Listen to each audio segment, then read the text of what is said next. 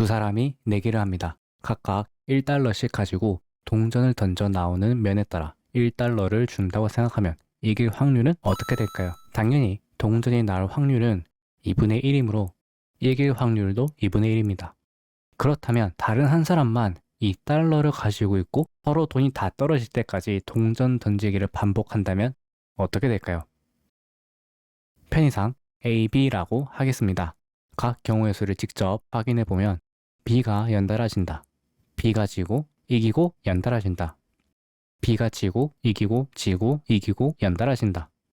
이 과정을 계속 반복해 나가면 A가 이길 확률은 1 빼기 4분의 1 분의 4분의 1이 되어 답은 3분의 1이 되겠네요. 자본금의 비율만큼 승률이 바뀌는 걸로 알 수 있습니다. 이번에는 각각 자본금 N, M인 상태에서 A, B가 게임에서 이길 확률을 각각 P, Q라고 해봅시다.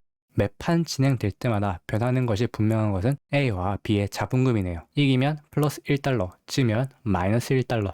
A의 자본금이 N일 때 최종적으로 이길 확률을 AN이라 한다면 이 AN은 식으로 표현한다면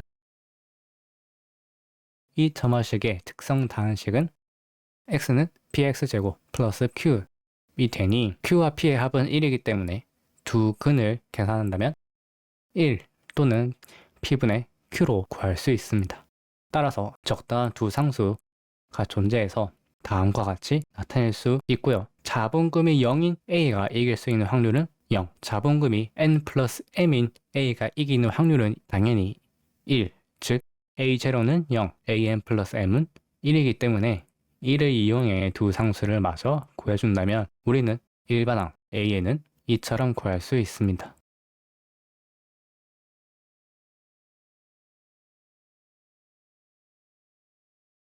자, 이제 만들어낸 식을 다시 해석해 봅시다. 식만 보더라도 P분의 Q가 1보다 크다면 1을 빼는 것은 큰 의미가 있기 어렵겠네요.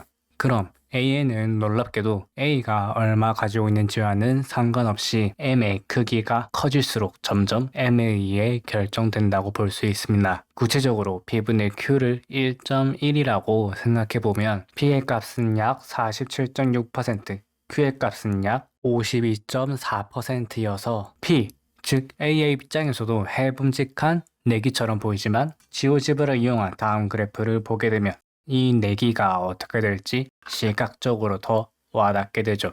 N 대신에 X를 M 대신 Y로 바꾸어 확률의 크기인 Z축 스케일은 0부터 1까지, 자본을 의미하는 X축과 Y축 스케일은 0부터 100까지 조정하였습니다. 고작 4에서 5% 정도의 승률 차이를 극복하고 최종적으로 이길 확률 AN을 2분의 1보다 높게 가져가기 위해서는 서로 소액만 하거나 아니면 상대방의 자본보다 훨씬 많은 돈을 준비해야 합니다. 여러분의 상상보다 더 훨씬 많은 돈을요. 이번에는 P분의 Q를 변화시켜 보겠습니다. P분의 Q가 1을 기준으로 역전되는 순간, 즉 A와 B의 승률이 역전되는 순간을 관찰하기 위해 범위를 0.8부터 1.2까지 변화시켜보면 AN 모양이 이처럼 극적으로 변함을 알 수 있습니다. 승률이 5할 아래로 떨어지는 순간에 이루어지는 결정적인 패배로 자본과 승률이 함께 줄어들면서 걷잡을 수 없게 될 수도 있겠네요. 그나마 판돈이 적다면 자본이 많이 투입된 경우보다는 P분의 Q가 같은 속도로 변할 때 대처하기에는 자본이 적은 쪽이 변화폭이 적어 용이해 보입니다.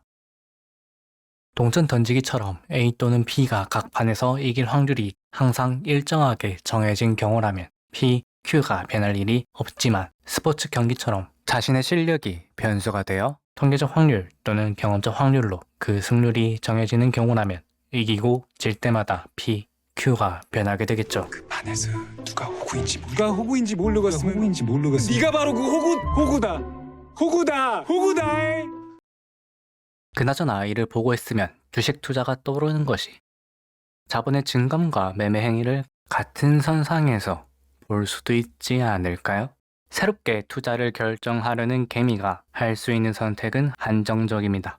큰 자본 M의 흐름에 선제적으로 베팅하거나 P, 또는 Q가 높아 보이는 방향성이 확실해 보이는 종목을 골라야 하죠.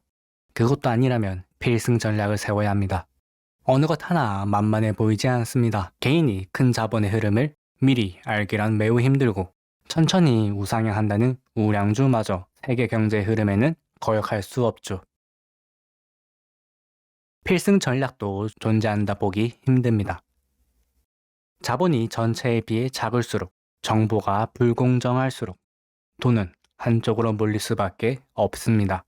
그리고 그 방향을 불행하게도 나에게 오지는 않는 것 같아요.